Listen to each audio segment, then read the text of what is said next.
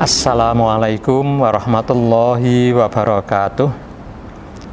Alhamdulillah wa syukrulillah wala haula wala quwata illa billah. Asyhadu an la ilaha illallah wahdahu la syarikalah wa asyhadu anna Muhammadan abduhu wa rasuluhu la nabiyya ba'dah. Allahumma sholli wa sallim wa barik ala khotamil anbiya'i wal mursalin wa ala alihi wa ashabihi wa man tabi'ahu ila yaumil qiyamah. Amma ba'd. Qala Allah ta'ala fil Qur'anil Karim, a'udzu billahi minasy syaithanir rajim. Bismillahirrahmanirrahim. Wallahu akhrajakum min butuni ummahatikum la ta'lamuna syai'a wa ja'ala lakumus sam'a wal absara wal af'idah la'allakum tashkurun. Bapak-bapak, ibu-ibu, saudara-saudara pemirsa kajianmu Magelang, kali ini kita akan membicarakan tentang kesatuan antara qauliyah dengan kauniyah. Ayat-ayat yang terfirmankan dengan ayat-ayat yang tergelar di alam semesta. Seorang sufi sekaligus penyair, Jalaluddin Rumi, itu pernah di puncak renungannya mengatakan begini: kalau kita melihat Al-Quran dengan mata, maka yang kita lihat adalah huruf-huruf. Kalau kita melihat Al-Quran dengan akal, maka yang tampak adalah ilmu pengetahuan. Dan kalau kita melihat Al-Quran dengan hati, maka yang tampak adalah cinta kasih. Kalau kita melihat Al-Quran dengan jiwa, maka yang tampak adalah Allah Rabbul Alamin. Itu Jalaluddin Rumi dalam puncak renungannya. Kita mengetahui ayat-ayat qauliyah itu ayat-ayat yang terfirmankan itu ada dalam Al-Quran. Semuanya tanpa kecuali itu 30 juz itu. Ayat Allah yang terfirmankan dan biasa kita baca. Kita yakini itu sebagai petunjuk dan lain-lain semacam itu. Tapi juga ada ayat-ayat kauniyah. Ayat-ayat yang tergelar di alam semesta berupa ilmu pengetahuan yang kita ketahui, entah apapun latar belakang ilmunya. Nah, soal kesatuan antara qauliyah dengan kauniyah ini, saya jadi ingat pengalaman seorang Profesor Dr. Salehuddin Jalal Tanjung, MSc.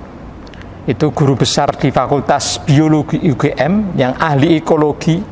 Pernah beliau menjadi asisten Menteri Lingkungan Hidup. Nah, ketika beliau mengambil program doktor di Amerika, itu teman-temannya ya karena sama-sama biologi, ilmu hayat, maka kemudian meneliti tentang ilmu hayat.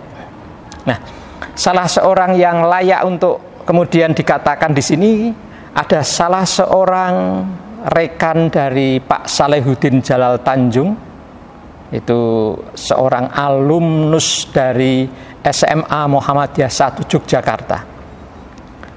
Itu meneliti tentang indera manusia. Indera, jadi kita mengetahui ada panca indera, ada pendengaran, ada penglihatan, ada perabaan, dan lain-lain semacam itu, pengecapan, dan lain-lain. Nah, temannya ini punya keinginan memahami itu, dan dengan sungguh-sungguh beliau melakukan penelitian, dan penelitian itu cukup lama, karena beliau meneliti tentang indera manusia itu ya tentu saja berbeda-beda kemampuannya dan lain-lain, termasuk fungsinya. Urutan fungsinya pun juga berbeda-beda. Urutan tumbuh mulai berfungsinya. Maka beliau kemudian meneliti sampai dengan konon, karena tidak semua orang yang ibu yang hamil kemudian diminta untuk anaknya kelak setelah lahir kemudian diberi sensor setiap hari terus macam itu, direkam dalam ya mungkin semacam sekarang ya laptop lah semacam itu, tapi pada zaman lama ini direkam semacam itu tidak sederhana, tidak setiap ibu. Maka sampai dengan konon sampai dengan di ranah 3 negara bagian di Amerika Serikat. Banyak yang beliau dapatkan dan datanya banyak, dan kemudian beliau pertanggungjawabkan di hadapan majelis ilmiah. Nah, beliau kemudian mendapatkan predikat cum laude, bagus sekali, mumtaz, amat tepat, bagus metodologinya maupun substansinya. Nah, ketika hal itu diceritakan kepada Bapak Salehuddin Jalal Tanjung, Pak Salehuddin Jalal Tanjung jadi, oh ya, bagaimana penelitian kamu? Saya meneliti tentang indera manusia, bahwa manusia itu ketika lahir meskipun inderanya lengkap tapi tidak berfungsi, dan fungsinya ternyata bertingkat-tingkat, berangsur, pelan-pelan. Nah, kemudian penelitian kamu bagaimana hasilnya? Ternyata bahwa meskipun kita sudah punya telinga yang terbuka, ya sewaktu bayi lahir, telinganya terbuka, matanya juga terbuka, tapi sama sekali belum berfungsi. Nah, kemudian hasilnya yang pertama mulai berfungsi adalah indera pendengaran. Nah, ini juga beragam. Ada yang mulainya di hari kelima sudah mulai berfungsi pelan. Ada yang mulai di minggu kedua, jadi 10 hari yang kedua baru mulai. Ada yang mulai di minggu ketiga dan lain-lain semacam itu. Tapi ya, yang mulai berfungsi memang indera pendengaran. Setelah itu kemudian nanti akan maksimal indera pendengaran itu berfungsi sekitar pada pada minggu ke-6. Jadi sekitar 1,5 bulan itu sudah berfungsi betul. Sehingga kalau kita punya anak, kita punya cucu, kemudian ada suara, dia akan mencari-cari, tapi belum tahu di mana itu. Ya, akan mencari karena indera pendengarannya. Dan kemudian setelah itu mulailah dengan indera penglihatan. Penglihatan itu mulai. Ada yang mulai di bulan yang ketiga baru mulai. Jadi meskipun tidak tertutup matanya, terbuka, tidak terpejam, tapi belum melihat. Tapi nanti di bulan yang ketiga mulai bisa melihat, oh mana itu objeknya, bergerak atau diam, dia mulai semacam itu. Dan kemudian sampai dengan cukup fungsinya itu maksimal sekitar 6 bulan. Usia 6 bulan dia dapatkan. Setelah itu kemudian baru reasoning, pemahaman itu mulai, bahkan dikatakan itu baru mulai pada tahun yang kedua, masuk tahun kedua. Ada yang sampai dengan tahun kedua berakhir baru mulai berfungsi pemahamannya, sehingga mengetahui, oh itu ibu, oh itu bapak, oh itu kakak, misalnya semacam itu. Pelan sekali. Oh, sewaktu itu diceritakan kepada Pak Salehuddin Jalal Tanjung, Pak Salehuddin Jalal Tanjung mengatakan, oh bagus.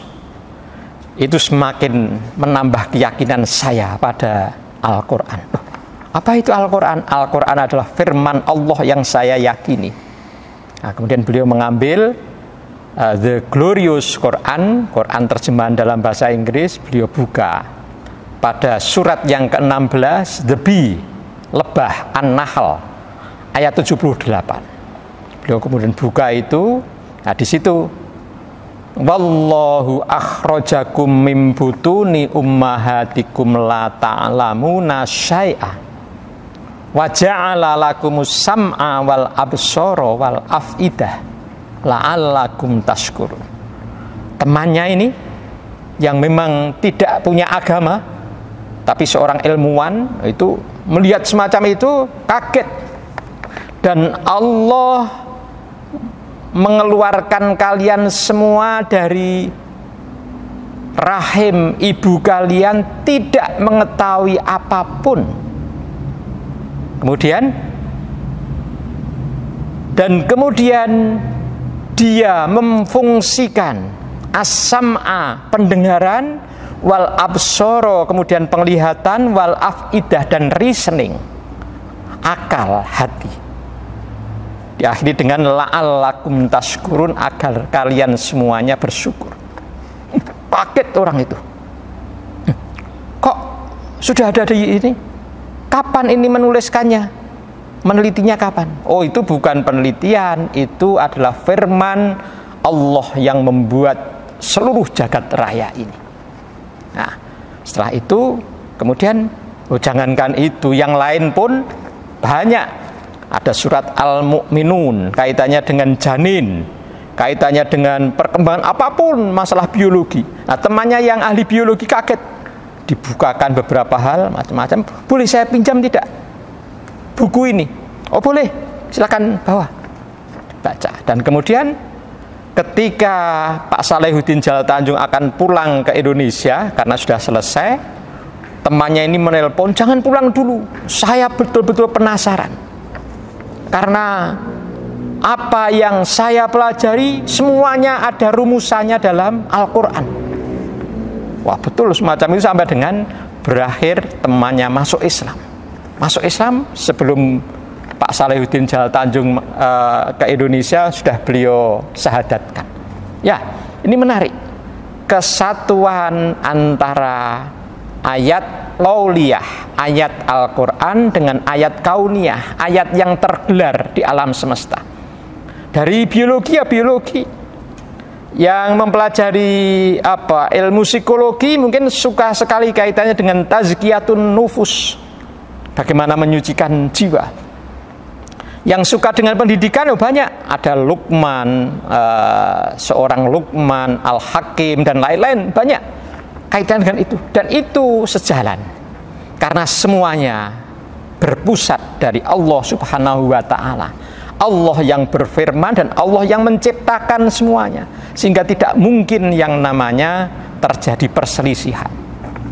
Sehingga ada ungkapan sederhana, kalau begitu, kalau ada istilah hukum Archimedes, itu memang apakah itu hukum Archimedes? Bukan, itu sesungguhnya hukum Allah yang ditemukan oleh Archimedes, hukum Allah yang ditemukan oleh Newton, hukum Allah yang ditemukan oleh Habibi, karena ada faktor Habibi, ada rumus Habibi, karena itu melihatnya langsung dari alam semesta, dari ilmu pengetahuan.